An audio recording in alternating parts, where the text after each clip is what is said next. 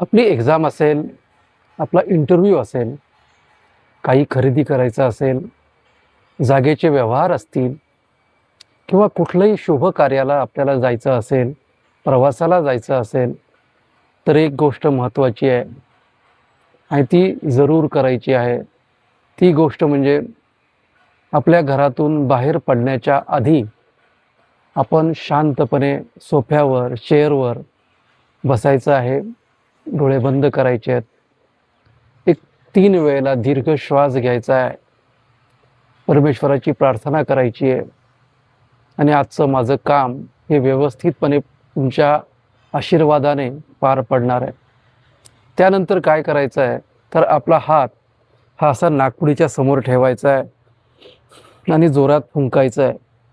ज्या साईडची नाकपुडी चालू असेल त्याच हाताने आपण आपली बॅग घ्यायची आहे, आपल्या गाडीची चावी घ्यायची आहे आणि आपल्या घराच्या दरवाजाच्या समोर म्हणजे अलीकडे घराच्या आत उभं राहायचं आहे आणि एक दीर्घ खोल श्वास घेऊन ठेवायचा आहे आणि आपण ज्या वेळेला आपला वरांडा जो असतो तो ओलांडणार आहोत त्यावेळेला मनामध्ये एक प्रार्थना करायची आहे की आजचं माझं काम हे खूप व्यवस्थितरित्या पूर्ण होणार आहे.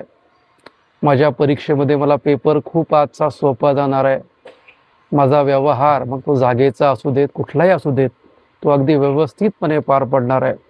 असं श्वास घेतलेला असताना मनामध्ये 2-3 वेळेला घोकायचं आहे आणि त्यानंतरच ते पाऊल आपल्या वरांड्याच्या बाहेर टाकायचं आहे आणि त्यानंतर आपण खाली गेल्यानंतर, पार्किंगमध्ये गेल्यानंतर जो आपला श्वास चालू आहे त्याच श्वासाच्या जो हात आहे त्या बाजूचा, त्या हाताने आपल्या गाडीला चावी लावायची आहे आणि आपल्या कामाला निघून जायचं आहे आणि ज्या ठिकाणी आपलं काम आहे त्या ठिकाणी देखील एकदा श्वास चेक करायचा आहे आणि ज्या बाजूचा श्वास चालू असेल त्याच बाजूचं पाऊल, तोच पाय त्या ऑफिसमध्ये, त्या जागेमध्ये पहिल्यांदा टाकायचा आहे आणि टाकताना शुभम भवतु म्हणायचं आहे आणि त्यानंतर सगळ्यात महत्त्वाची गोष्ट, या सगळ्या गोष्टीवर एक विश्वास ठेवायचा आहे, आत्मविश्वास ठेवायचा आहे. हा परमेश्वर आपल्याला यश देणारा ही प्रार्थना करायची आहे आणि आपल्या कामाला सुरुवात करायची आहे.